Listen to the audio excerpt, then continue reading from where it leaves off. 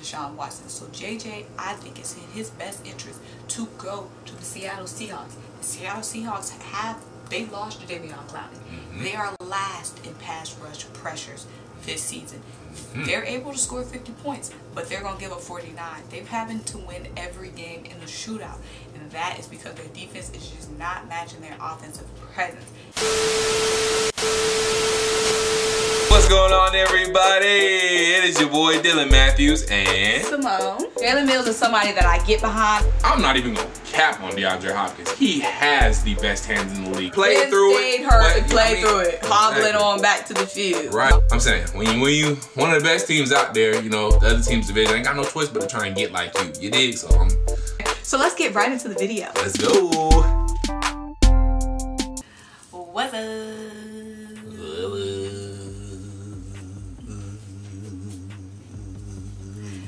Welcome to another great episode of Tough Calls with Simone. Hey, your boy Dylan. Yeller.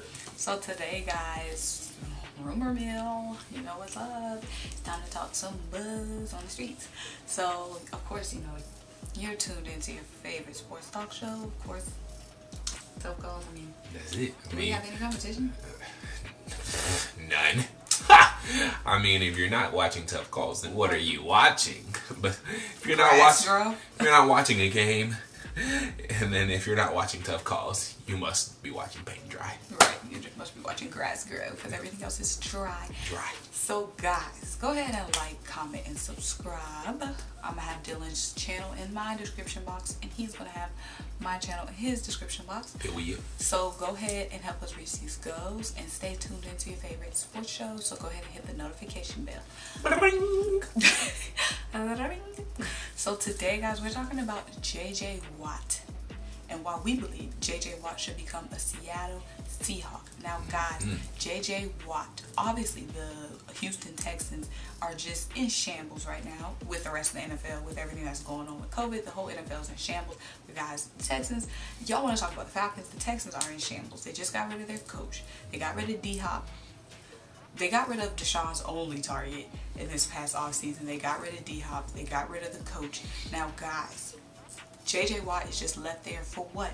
They paid Deshaun Watson, who's obviously a young guy and somebody they can build this new franchise around. JJ Watt is 31 years old. He needs to be somewhere where he can just be the last piece a team needs to win. Mind you, the Houston Texans, they're paying him They're paying him $15 million this year. They're going to owe him $17 million next year. The Houston Texans have no cap space. They have no draft capital. They need to get rid of JJ.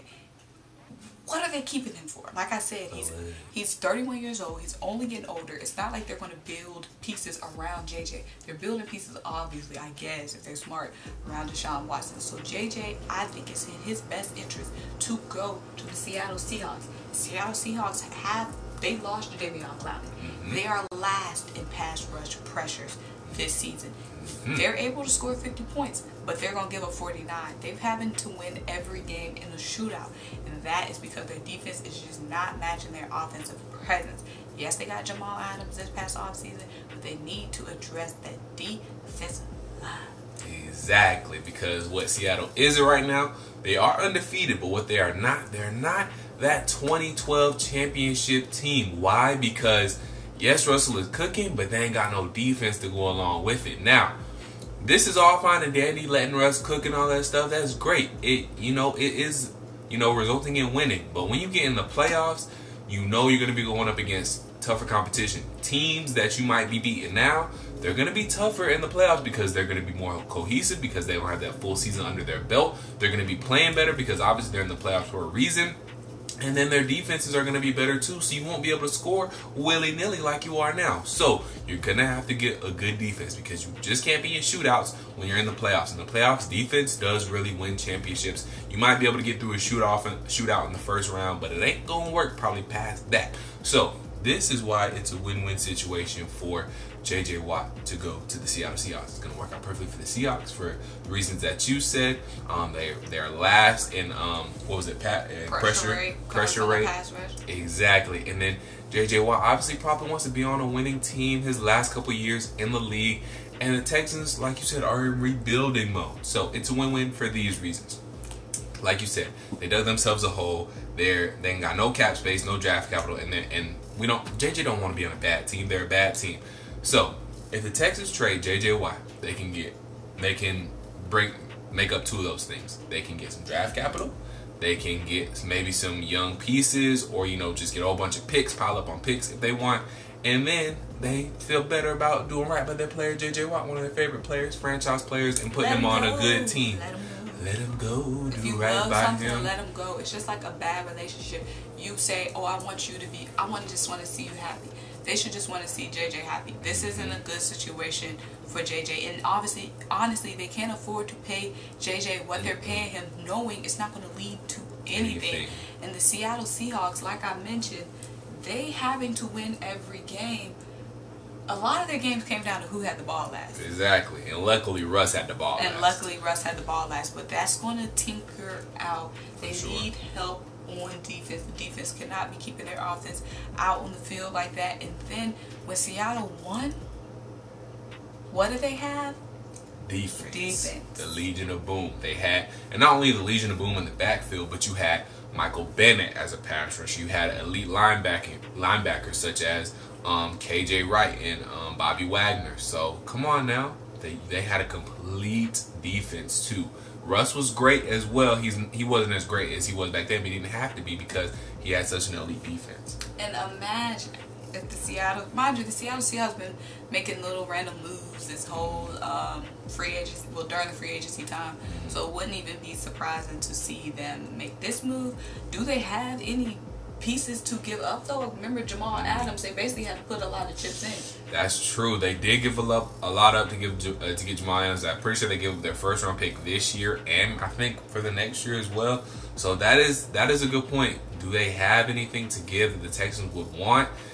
Ooh, I'm not so sure. Maybe they could give up 12 days. All right, yeah, they give it 12 days.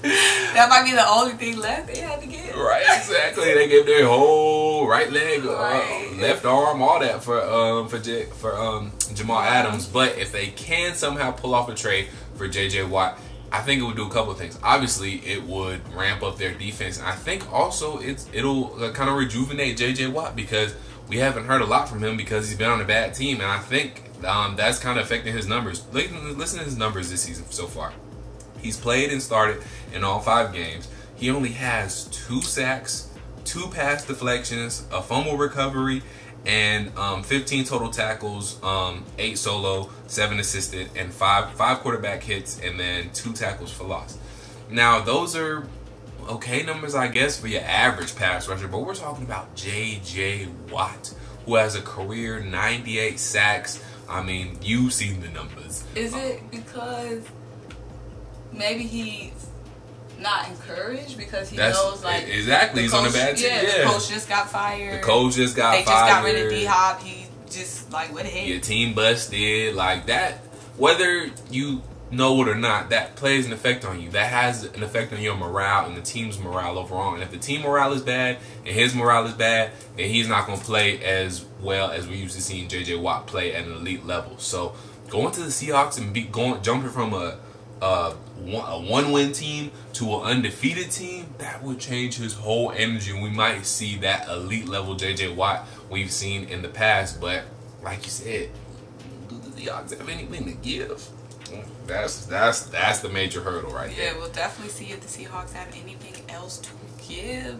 We'll definitely be interested to see. The Seahawks could be making 2 moves. J.J. Watt is still a possibility, and then also Dan Quinn, maybe he might come back to Seattle. So it's 2 defensive moves that the Seattle Seahawks can make, and we're going to keep our eye and our ears to the streets in Seattle. That's right. And we're going to let you guys know whether. But when we were going down, like, dang, where should J.J. Watt go? The first team that came to both of our minds was Seattle. I know a lot of you guys, I know the Patriots, anytime there's anybody on the board, it's Patriots. But depending on the response we get on this video, and I know you guys are going to jump in our comments and give us more ideas, we'll definitely make some more videos off of that. So, you got anything else for that? Wait. I got my ear to the streets. Did you hear that? What? This episode is over. Bye.